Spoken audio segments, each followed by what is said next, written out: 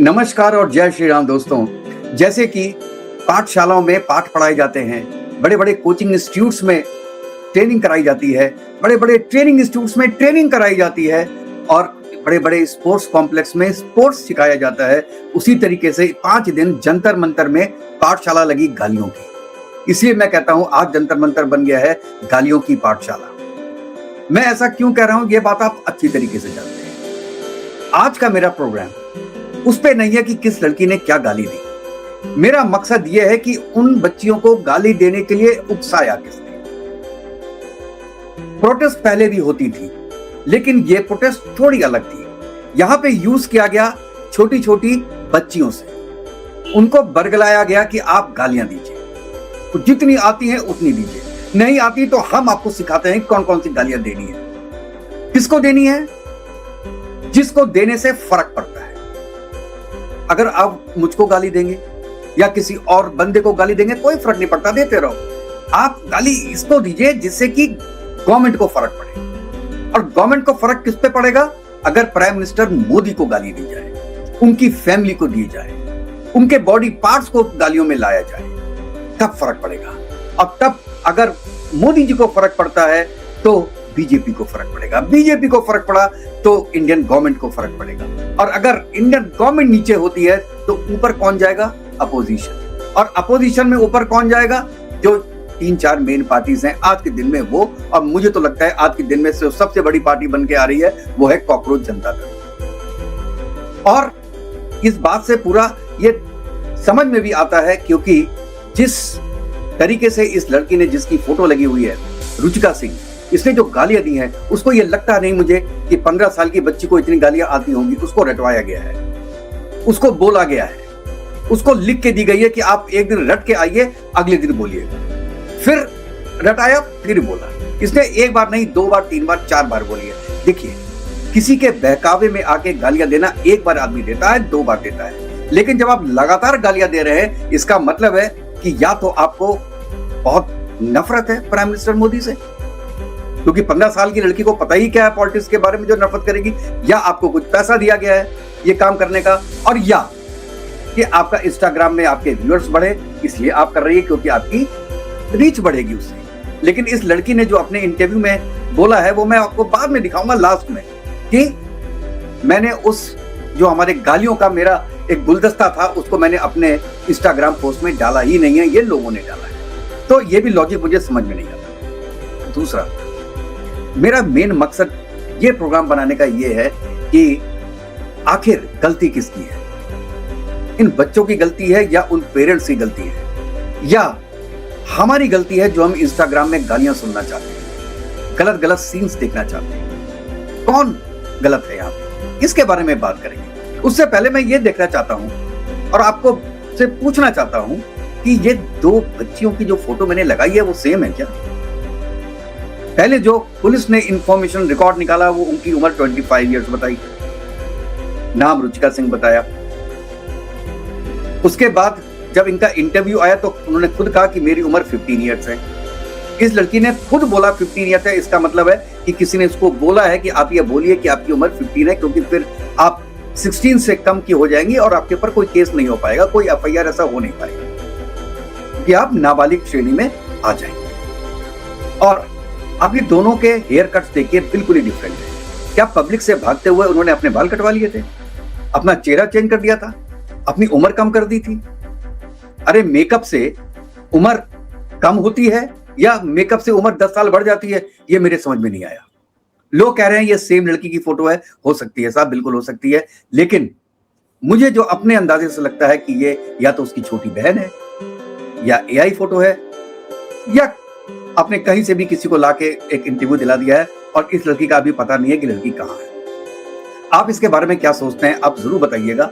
लेकिन जिस तरीके से दीपके दास और रंका जी इस लड़की के सपोर्ट में आए वो देखने लायक चीज है। देखिए, गालियां तो बहुत लड़कियों ने दी है, बहुत बच्चियों ने दी है, लेकिन जिस ब्रेथ और लेंथ की गालियां इसने दी हैं वो बहुत मुश्किल था। भाई, हमारा भी जवानी का जमाना था, हम भी थे 30-40 साल पहले कॉलेज में, इंजीनियरिंग कॉलेज में, हम लोग भी गालियां देते थे। लेकिन इस लेवल की गालियां तो हमको भी आती नहीं थी कि कैसे दी जाती है। और एक्सटेम्पोर 2-2, 3-3 मिनट तक गालियां देते रहो, अलग अलग गालियां, एक गाली नहीं, अलग अलग गालियां। ये कैसे हुआ? यहां पे आती है इन तीनों की कहानी, जो कि एकदम से अब सपोर्ट में आ गए। रुचिका सिंह के अगेंस्ट में एफआईआर हुआ, फला कौन से उसके अंदर क्लॉजेस लगे, उसके बारे में आज हम कोई बात नहीं करेंगे, क्योंकि मोदी जी ने ऑलरेडी माफ कर दिया है इस लड़की को, हमने भी माफ कर दिया है। प्रश्न यहाँ ये उठता है कि आपने माफ तो कर दिया, गालियां जितनी गाली दी, माँ बहन की गालियां दे दी, कुछ भी दे दिया मोदी जी को, मोदी जी ने माफ तो कर दिया, लेकिन आज इसको माफ किया है, कल जब 10,000 बच्चे उठेंगे तो किसको किसको माफ कर? क्या माफ करने का ये चलन नहीं हो गया है? और इसीलिए ये तीनों, जब मैं तीनों बोलूंगा तो आप समझ जाइएगा कि ये सौरभ दास, अभिजीत दीपके और आशुतोष रंका, ये तीनों त्रिमूर्ति बोल देते हैं इनको। तो ये त्रिमूर्ति क्यों आई एक साथ? ये इसलिए आई है इस लड़की को बचाने के लिए, क्योंकि इनको फ्यूचर भी दिख रहा है कि ये फ्यूचर में भी आएंगे, फ्यूचर में भी हमको ऐसा ही एक समा बांधना है। क्योंकि अगर आपने गाली गलौच नहीं की, चुपचाप वहां पे खड़े रहे, कोई प्रदर्शन नहीं हुआ, तो गवर्नमेंट को क्या फर्क पड़ता है? जैसे किसान आंदोलन 7, 8, 9 महीने चला, चलने देंगे उसको, हम कब तक बैठे रहेंगे? सीए का भी 1.5-2 महीने चला, चलने दो। इसी तरीके से हमारा भी चलता रहेगा, हम तो परेशान हो जाएंगे। तो हमको तो वहां पे कुछ ना कुछ चीज ऐसी करनी है जो कि डिफरेंट, जो कि अलग हो, और उसके लिए हमको सपोर्ट है। हमको कांग्रेस का सपोर्ट है, हमको आम आदमी पार्टी का सपोर्ट है, हमको बाकी का सपोर्ट है, हमको ज्यादातर फिल्म इंडस्ट्री में कुछ लोग हैं, प्रकाश राज है और नसीरुद्दीन शाह है, ऐसे तो बहुत है, स्वरा भास्कर है, सोनाक्षी सिन्हा है, कुछ नाम वाली भी हैं, तो उनका भी सपोर्ट हासिल है। तो वो सपोर्ट और ये सब मिला जुला के ही तो एजिटेशन होगा अगला। और आज ही इन्होंने बोल दिया कि हम अगला एजिटेशन करेंगे कि जिन जिन मांगों को में बच्चे इन्वॉल्व हैं पूरे देश में जहां जहां नीतियां खराब है, हम वहां पे स्ट्राइक करेंगे। नीतियां तो सब जगह क्वेश्चनेबल होंगी। एनीवेज, मैं एक चीज आपको बताना चाहता हूं, आज लीडर ऑफ ऑपोजिशन ने एक बार भी नहीं बोला कि जो बच्चों ने मोदी जी के बारे में बोला गलत। अपोजिशन का एक लीडर भी नहीं आया बोलने के लिए। हाँ, एक मौलाना है, उनका मैं सुन रहा था एक वीडियो क्लिप, उन्होंने बुराई की, उन्होंने कहा कि नहीं, ये हमारा कल्चर ही नहीं है, ये हिंदुस्तान का कल्चर नहीं है कि आप अपने बड़े बुजुर्गों के बारे में ऐसी बातें करें। आपको उनसे बहुत प्रॉब्लम्स हो सकती हैं, लेकिन प्रॉब्लम्स का मतलब ये नहीं है कि आप उनको गालियां देके करें, अपनी बातें मनवाने के लिए गालियां दें। अगर आपको अपने पिताजी की कोई बात पसंद नहीं आ रही है, तो ये जरूरी नहीं है कि आप उनके सामने कॉलर पकड़ के उनको माँ बहन की गालियां देंगे, तुम ये गलत बोल रहे हो। हाथों से बातें सुलझती है। एक तो ये बात मैं कहना चाहता था। दूसरा, पूरा कांग्रेस इस समय लगा हुआ है कि यार एफआईआर क्यों करा दी, लोग क्यों पीछे पड़े हैं, 15 साल की लड़की के पीछे पड़े हैं, ठीक है ना। लेकिन ये देखिए, ये Bengaluru crime police have filed an FIR over an allegedly obscene Instagram video targeting Rahul Gandhi. The complaint also seeks action against the users who posted abusive and sexually explicit comments. आपने 3 लोगों पे FIR कर दी, ये कल की news है। अभी तो रुक जाते यार कि दिल्ली में इतना बड़ा कांड चल रहा है, लेकिन ना, क्यों? क्योंकि वहां पे कांग्रेस की सरकार है। और एक बार भी राहुल गांधी जी के बारे में बोला तो देखिए हो गई। इसी तरीके से केरलम में भी 2 FIR हुई है पिछले 10 दिनों में। राहुल गांधी के बारे में कुछ गलत बोल दिया था उसलिए, ठीक है, गालियां फिर भी नहीं दी थी। यहाँ पे गालियों की बात है, उनके माँ बहन की बात है। ऐसी गालियां दी है भाई साहब कि हम क्या बताएं, तो निकाल भी नहीं सकते मुझसे। चलिए, वो बात हो गई। 2016 में जब अभिजीत दीपके आम आदमी पार्टी के थे, तब देखिए, तब इन्होंने एक्शन लिया था। अरविंद केजरीवाल की बेटी के बारे में किसी ने कुछ बोल दिया था, तो उन्होंने एक्शन मांगा था under IT act IPC and उसको कन्वर्ट कराया था to 0 FIR। उस समय ये याद नहीं आया कि भाई यार, ये तो आदमी का अधिकार होता है कुछ भी बोले, ये कोई क्रिमिनल थोड़ी ना है। आप कौन सी प्रेस ही लगा सकते हैं, लेकिन आप कोई भी क्रिमिनल धारा नहीं लगा सकते इसमें। वो बात भी सही है, लेकिन ये बात अपने वक्त में कहां भूल जाते हैं। और इन तीनों से मैं ये एक बात बोलना चाहता हूं, अपोजिशन लीडर्स का तो काम ऐसा होता है, उसको मैं नहीं करता, कि भैया जो भी लोग, जो आप तीनों त्रिमूर्ति जो है वो जंतर मंतर की गालीबाज लड़कियों को सपोर्ट कर रहे हैं ना, तो भगवान आपके घर में ऐसी ही बेटी, बहू और पत्नी दे जिंदगी, जो कि 2 मिनट तक आपको गाली दे और रुके ना, एक सांस में 2 मिनट तक गाली देती रहे आप। हम चाहते हैं आपके साथ ये।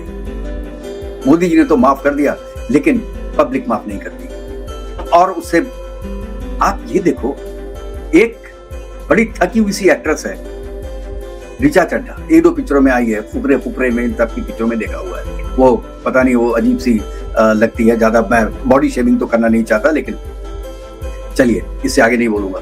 वो ये बोलती है, और ये मोदी जी के बारे में एक्चुअली उन्होंने बोला है, नाम नहीं लिया है मोदी जी का, उनका कहने का मकसद यही था। मैं पढ़ के सुनाता हूँ, ये सुनिए। प्लीज डोंट रेस्पेक्ट बुड्ढे just because they are senior citizens. ठीक है ना, ये बुड्ढे है इसलिए उनकी रेस्पेक्ट मत करो, आगे तो छोड़ दो, अंधभक्त और ये फलाना ढिमाका क्या बोल रही है ये। कहती है ऐसे बच्चों को, ऐसे लोगों को जो कि एक रात में 5 बार बाथरूम जाते हैं, उनसे डरने की क्या बात है। Don't automatically respect them because of their age, they were just born before you, let them earn it. Leave some food on a newspaper at the corner of the road at safe distance, don't engage with them. ये अपने बाप के बारे में बोल रही है, अपनी माँ के बारे में बोल रही है, क्योंकि इसके जो भाई हैं, इसने माँ बाप को घर से निकाल दिया होगा और वो सड़क के किनारे भीख मांग रहे होंगे किसी मंदिर के बाहर। तो ये जब जाती होगी, वहां से निकलती होगी अपने मुस्लिम हस्बैंड के साथ, तो वो न्यूज़पेपर कटिंग पे उसको 2 समोसे दे देती होगी खाने के लिए, या हो सकता है अपने father in law, mother in law को देती होगी, क्योंकि बच्चा घर से तो सीखता है। या ऋचा चड्ढा के माँ बाप ने यही काम किया होगा, कुछ ना कुछ तो होगा ना, नहीं तो ये ऐसी बात कोई ऑर्डिनरी इंसान तो लिख नहीं सकता। तो मुसलमानों में तो बहुत संस्कार होते हैं, तो मैं इनका हस्बैंड जो भी है, मैं उनसे बोलना चाहता हूं, इतना तो पता है कि वो मुस्लिम है, आप इनको कुछ संस्कार सिखाइए। केवल नाम चेंज करने से, उनका कोई नाम आपने चेंज कर दिया होगा ऋचा चड्ढा का, नाम चेंज करने से नहीं होगा, आप संस्कार भी दीजिए कि बड़ों की रेस्पेक्ट कैसी की जाती है। जब तक आपसे शादी नहीं हुई थी ठीक ठाक थी, उसके बाद क्या चेंज आया इसमें, थोड़ा समझाने की कोशिश है दोस्तों। आप भी ये सोचिए कि क्या मेंटेलिटी हो गई है, और ये ऐसी हैं जिनको लोग थोड़ा बहुत जानते भी हैं। दोस्तों, एक मैं जो मेन मकसद है मेरा ये वीडियो बनाने का, वो मैं आपको बताता हूं। देखिए,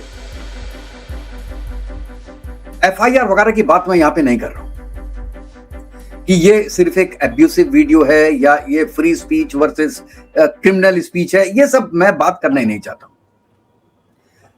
बात मैं यहां पे ये करना चाहता हूं कि जो भी अदालत इसका एक्शन लेगी, कानून होंगे, वो तय किया जाएगा, उसकी बात नहीं। लेकिन समाज के लिए दोस्तों ये एक बहुत बड़ा सवाल है, और वो सवाल इससे भी आगे जाता है कि हम अपने बच्चों को सिर्फ सफल बना रहे हैं या एक जिम्मेवार नागरिक भी बना रहे हैं।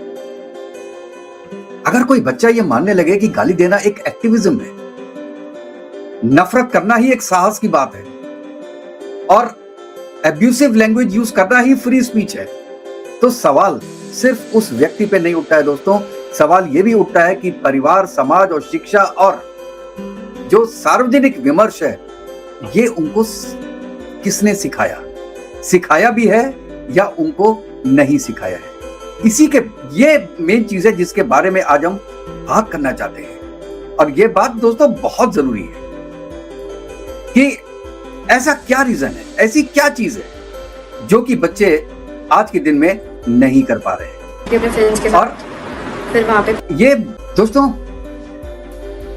पूरा देश तब कमजोर होता है जब समाज में जो डिस्कशंस हैं उनकी जगह आप अपमान को दे देते हैं। ये एक जिसे कहते हैं नैतिक दृष्टिकोण है। हर कोई इससे सहमत हो ये जरूरी नहीं है, लेकिन ये विचार गंभीर चर्चा के योग्य है। आप जरूरी नहीं है कि हर चीज को आप एक्सेप्ट करें, लेकिन ना एक्सेप्ट करने का भी, डिसप्लेजर करने का भी एक तरीका होता है, और यही डेमोक्रेसी होती है। डेमोक्रेसी में अपनी गवर्नमेंट को आप उनकी आलोचना कर सकते हैं, और आलोचना आप एक अच्छे तरीके से भी कर सकते हैं। उसके लिए व्यक्तिगत गाली गलौच करने की जरूरत नहीं होती है। हम मैथमेटिक्स, साइंस, कोडिंग, एआई सब सीखते हैं, लेकिन क्या हम ये भी सीखते हैं कि हम असहमति कैसे व्यक्त करनी है उनको? क्या हम उन्हें ये बताते हैं कि जो वर्ड्स होते हैं उनकी भी कुछ जिम्मेवारी होती है? आज मैं केवल ये करना चाह रहा था। यहां कल्चर और धर्म, इसका जो मतलब है, ये केवल एक अपनी धार्मिक पहचान नहीं है कि मैं हिंदू हूं, मैं मुस्लिम हूं, मैं ये हूं, बल्कि आपकी मर्यादा क्या है, आपके पेरेंट्स ने आपको पढ़ाया क्या है, ये ज्यादा इंपॉर्टेंट है। डिग्री आपको प्रोफेशनल बनाती है, लेकिन अपब्रिंगिंग आपको इंसान बनाती है। दोस्तों, ये समझिए, कल्चर और धर्म का फर्क जानिए, और ये भी जानिए कि सिर्फ ऊंची आवाज से हमारा जो तर्क होता है, जो हमारा डिस्कशन होता है, वो ज्यादा मजबूत नहीं होता।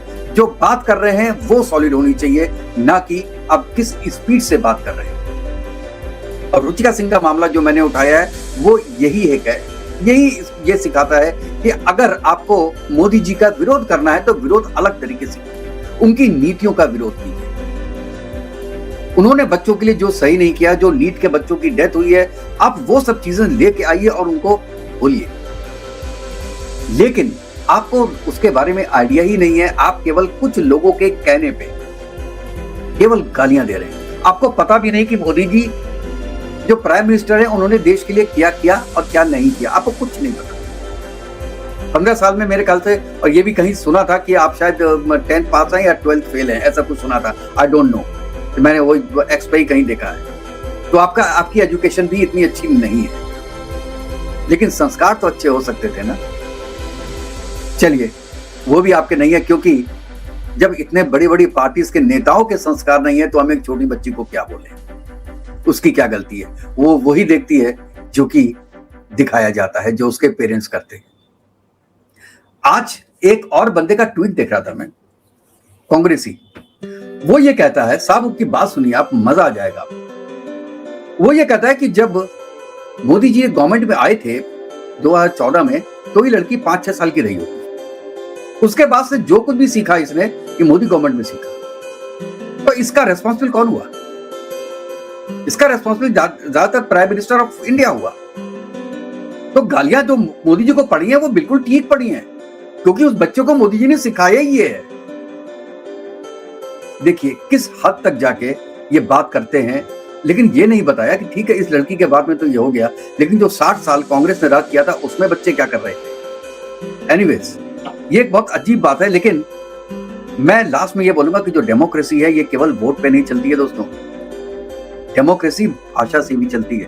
भाषा बहुत इंपॉर्टेंट है। अगर हम चाहते हैं कि आने वाली पीढ़ी बेहतर भारत बनाए, तो उन्हें सिर्फ सफल नहीं होना है, बल्कि सब भी होने हैं, जिम्मेवार भी होना है, और विचारशील नागरिक बनना भी उतना ही जरूरी होगा दोस्तों। तो जाने के पहले आप अगर ये वीडियो देखना चाहेंगे तो आप जरूर वीडियो देखिएगा, और अगर देखना नहीं चाहेंगे तो आप यहाँ से वीडियो छोड़ के जा सकते हैं, क्योंकि मैंने बहुत लोग कह रहे थे कि आपने वीडियो नहीं, जो है वो उस पर कमेंट्स नहीं किए, तो मैंने कमेंट्स तो कर दिए हैं, लेकिन अब वीडियो आप देख लीजिए दोस्तों। आज तो मन करता है बस आपसे ही बातें करूं। जंतर मंतर पर जो कुछ भी हुआ, देश और दुनिया ने देखा है। कुछ शरारती बच्चों ने भद्दी भद्दी गालियां बोली। किसी भी सभ्य समाज को शोभा न दे ऐसे शब्दों का प्रयोग किया गया। मुझे तो गालियां दी गई, मेरी स्वर्गीय माता को भी गालियां दी गई। न जाने कितना भद्दा स्वरूप था। लेकिन मैं आज बात करना चाहता हूं कि बचपन में गलतियां होती हैं, और बचपन में गलतियों से सुधरने का अवसर भी होता है, और यही तो बचपना है। और इसलिए मैं समाज के अंदर जो आक्रोश है उसको भली भांति समझ सकता हूं। एक कल्चरल शॉक है कि हमारी बेटियां इस प्रकार की भाषा कैसे बोल सकती हैं। लेकिन समय है इन बच्चों को गले लगा करके राह दिखाने का। एक गुमराह बच्चे हैं, उनको राह दिखाना हमारा काम है। उनको सजा देना, अदालतों के चक्कर कटवाना, समाज में उनको प्रताड़ित करना, इससे हम परिस्थितियां नहीं बदल पाएंगे। मैं उन्हें माफ करना चाहता हूं। समाज भी मेरी इस बात को स्वीकार करे, क्योंकि मेरे मन में एक ही भाव है। कभी कभी दांतों तले हमारी जीभ आ जाती है, खून निकल आता है, लेकिन हम दांत तोड़ते नहीं है, क्योंकि दांत भी हमारे हैं, जीभ भी हमारी है, बच्चे भी हमारे हैं। उन्हें राह दिखाना हमारा काम है। गुमराह को राह दिखाना कठिन होता है, लेकिन कठिन काम हमको करना है। और इसलिए आओ, मैं इन बच्चों को कहता हूं, बच्चों आओ, हम देश के लिए साथ मिलकर के आगे बढ़े, कुछ नया सीखें, गलतियों से भी सीखें, अपने सपनों को लेकर के चल पड़े। देश बहुत आगे बढ़ रहा है, आगे बढ़ने वाला है, और आपका भी आगे बढ़ना निश्चित हो, यही मेरा सपना है। मैं आपके लिए जीता हूं, आपके उज्जवल भविष्य के लिए खपता हूं। आओ हम मिलकर के देश को आगे बढ़ाएं। बहुत बहुत धन्यवाद दोस्तों। यहाँ पे कोप थी, यहाँ पे ग्रुप्स बने हुए थे बहुत सारे। वो लोग बहुत चीज़ें बोल रहे थे, बहुत गालियाँ दे रहे थे प्रधानमंत्री जी को। उन लोगों के इन्फ्लुएंस में आके कि तुम लोग भी बोलो, तुम लोग भी बोलो, कोई सब बोलो करके मैंने वहाँ बहुत चीज़ें बोली। मैं भी मात्र 15 साल की हूँ। मैंने जो करा वो माफ़ी के लायक नहीं था। मैंने बहुत गंदी चीज़ें बोली है, बट ये मेरी पहली और आखिरी गलती होगी। इसके बाद मैं ऐसा कुछ नहीं करूँगी, और ना ही वो चीज़ मैंने कभी पोस्ट की थी। मैं पूरे देश से माफ़ी मांगती हूँ। मैं इतनी शर्मिंदा हूँ, मैं अपनी नज़र भी नहीं उठा पा रही हूँ। मैं सबसे माफ़ी मांग रही हूँ, मुझे प्लीज़ माफ़ कर दीजिए, प्लीज़। तो दोस्तों, आपने देखा कि पहले मोदी जी ने माफ किया, उसके बाद इस बिटिया ने भी माफी मांग ली। हमको भी माफ कर देना चाहिए, लेकिन बच्चों को भी ये सीखना पड़ेगा कि माफी की भी हद होती है। और एक लड़की को माफी देने का मतलब ये बिल्कुल नहीं होना चाहिए कि और बच्चियां भी बोलने लगे, क्योंकि इसने तो नासमझी में बोल दिया, पहली बार बोला, और इसने कहा कि इसने पोस्ट भी नहीं किया, तो इसको गलती माना जाना चाहिए। लेकिन ये लड़की अगर दोबारा बोले तो माफ नहीं करना चाहिए। और बाकी बच्चियां भी जिन्होंने बोला है, लड़कों ने भी बोला है कुछ, तो दोबारा बोलें तो उनको माफी नहीं देनी चाहिए और इसको गलती नहीं कहना चाहिए। इसको कहना चाहिए ये डेलिब्रेट अटेम्प्ट है इंडिया को, मोदी जी को और गवर्नमेंट को नुकसान पहुंचाने के लिए, और वो भी किसी के कहने पे। तो केवल इनकी गलती नहीं है, जो इनके पीछे आका बैठे हुए हैं उनको भी देखना पड़ेगा, उनको भी आपको ये संभालना पड़ेगा कि उनके अगेंस्ट में क्या एक्शन लिया जाए, क्या एक्शन दुनिया ले रही है उनके अगेंस्ट में जिन्होंने इनको उकसाया या जो फ्यूचर में इनको उकसाने वाले हैं। दोस्तों, आप इसके बारे में क्या बोलते हैं? अपनी राय मुझे जरूर दीजिएगा। फिर नेक्स्ट वीडियो में मिलते हैं, तब तक के लिए जय हिंद, जय भारत, वंदे मातरम। खुश रहिएगा, स्वस्थ रहिएगा दोस्तों।